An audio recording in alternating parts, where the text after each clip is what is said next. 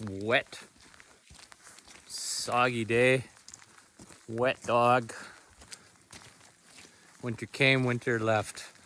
Coming back again. Should make a mess.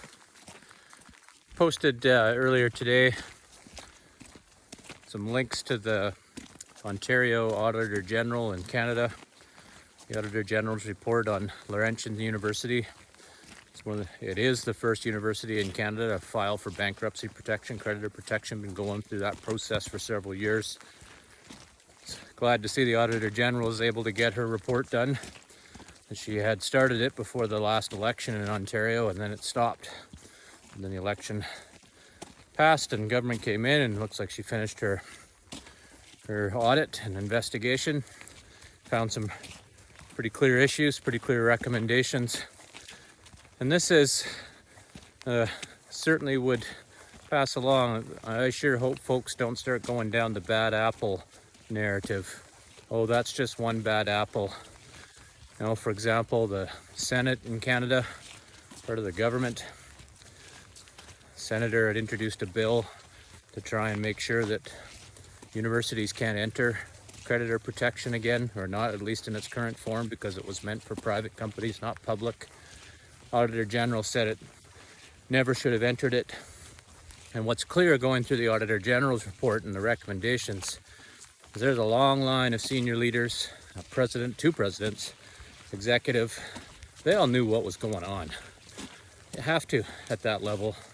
You'd have VPs of finance and otherwise. They all knew what was going on.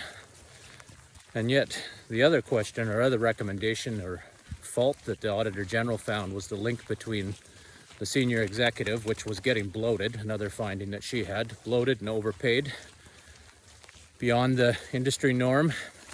And she found in there as well that there was just broken communication between the executive at the institution and the board of governors or board of directors, who have the fiduciary or trust-like relationship. It's given to them to run those organizations. And can't fall to the bad apple narrative, because I'm sure there are multiple other higher education institutions that are suffering the same afflictions that Laurentian was suffering from. And it may not be over-capitalized or over-investing in capital infrastructure, which was the real straw that broke the camel's back. That there's institutions that are facing a lot of trouble, and there's some significant communication issues just by structure alone between boards of governors, boards of directors, and executives at institutions in the public sector in general. Seen it enough times. You know, board meeting time, all the executive and senior leaders get all gussied up, get on their Sunday best, head off to the board meeting, and the board members are there.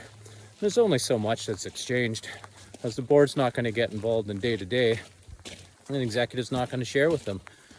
It's all sunny unicorns and rainbows, unless it's about money. We're not getting deeper into the other issues.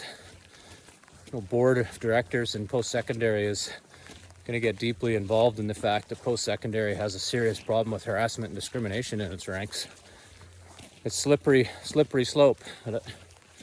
I sure hope, as there's some looking in a mirror at a lot of institutions, that it doesn't start to fall to the bad apple argument. Oh, well, Laurentian University was just one bad apple amongst them. I'm sure there's some out there that have stellar records and excellent communication between boards of governors and senior exec. But I've seen enough.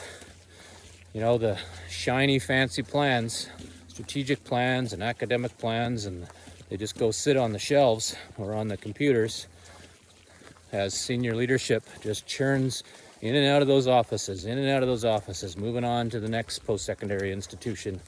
There's this toxic environment. It's a time when people have kind of had enough. I know a few institutions that have gone through 10, 20, maybe even 30 in the last couple of years, senior leadership positions. Just imagine the impact that has on the overall structure and function of the organization. That's something I'm thinking about as I'm walking down a wet, soggy, slippery road. It's a slippery slope sometimes. Let's not fall to the bad apple argument.